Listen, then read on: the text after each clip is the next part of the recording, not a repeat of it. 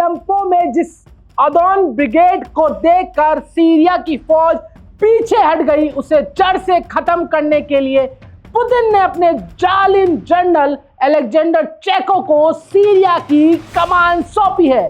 कौन है ये जनरल चेको जिसके नाम से तुर्की थर्रा रहा है?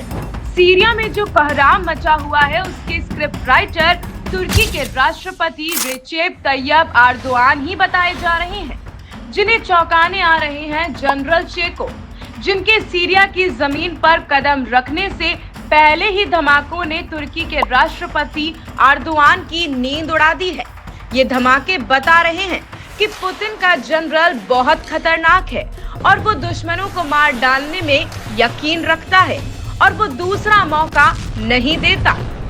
तुर्की को पता चला है कि एर्दोगान ने अलेप्पो से शुरुआत करके जो बिसात बिछाई है उस पर पुतिन का जनरल फिर से पानी फेर देगा। तुर्की का मानना है कि इस रशियन कमांडर ने तुर्की के 34 सैनिकों को मौत के घाट उतारा था। जनरल अलेक्जेंडर चेको यूक्रेन के खार्किव का मोर्चा संभाल चुके हैं और अब उनके पास सीरिया की जिम्मेदारी है, क्योंकि सीरिया में वो 2017 से कामयाब रहे हैं।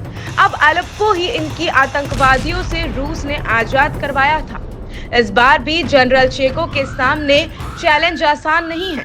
आतंकी गुट हयात तहरीर अल शाम को तुर्की से पूरी मदद मिल रही है। अलेप्पो जो सीरिया का दूसरा सबसे बड़ा शहर है, आईएसआईएस और अल-कायदा के आतंकियों से भरे संगठन ने अलेप्पो पर पूरी तरह कब्जा कर लिया है। सरकारी इमारतों से लेकर एयरपोर्ट, पुलिस थानों से लेकर जेल की दीवारों तक, चौक चौराहों से लेकर अलेप्पो की गली गली तक हयात तहरीर अल शाम का कब्जा है। 7 जनवरी 2020 जब सीरिया के राष्ट्रपति बशर अल असद रूस गए थे, तब जनरल चेको ने पुतिन के सामने उनको सीरिया के मोर्चे की पूरी रिपोर्ट दी थी। ये तस्वीर बताती है कि जनरल चेको सीरिया को बहुत अच्छी तरह समझते हैं।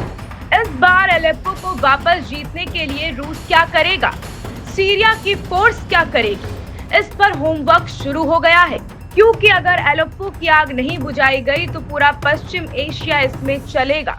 बशर अल असद और उनकी फौज के लिए बड़ी राहत की खबर ये लड़ाकू दस्ते हैं जो इराक से सीरिया पहुंच चुके हैं। ये वो मलेशिया है जिसने इराक में आईएसआईएस को हराया और पहले भी सीरिया की फौज के साथ मिलकर आईएसआईएस और बशर अल असद के दुश्मनों के खिलाफ मिलकर लड़ चुके हैं।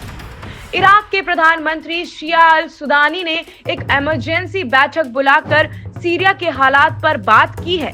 इराक के बॉर्डर गार्ड्स ने उनको पूरे हालात के बारे में बताया है। ये इराक के लिए भी फिक्र की बात है, क्योंकि सीरिया के साथ वो भी आईएसआईएस का ताल्लुक झेल चुका है। यही वजह है कि इराकी मलेशिया अलेप्पो में ही इस तरह के खतरे को खत्म करना चाहता है। भारी हथियारों से लैस ये दस्ते अब अलेप्पो फ्रंट पर जनरल चेको की कमान में लड़ेंगे और यही वजह है तुर्की समर्थित हयात तहरीर अल शाम के आतंकियों को घेरने का पूरा प्लान बना चुका है। सीरिया की फौज भी पूरी तरीके से अब तैयार है। जनरल चेको को सीरिया की कमान देकर पुतिन का इरादा साफ है। पुतिन ने अब तुर्की की मदद से लड़ रहे आतंकी गुट एचटीएस को 48 घंटे में खत्म करना चाहते हैं। कुछ मोर्चों पर सीरिया की फौज को कामयाबी भी मिलनी शुरू हो गई है। सीरिया में एचटीएस के आतंकी राजधानी दमश्क ना पहुंच पाए हैं। इसके लिए रास्ते में ही उन पर घात लगाकर हमले किए जा रहे हैं। इस गाड़ी पर एचटीएस के कई आतंकी सवार थे। जब गोलियों की बौछार हुई तो गाड़ी पलट गई और अब हालात आपके सामने हैं।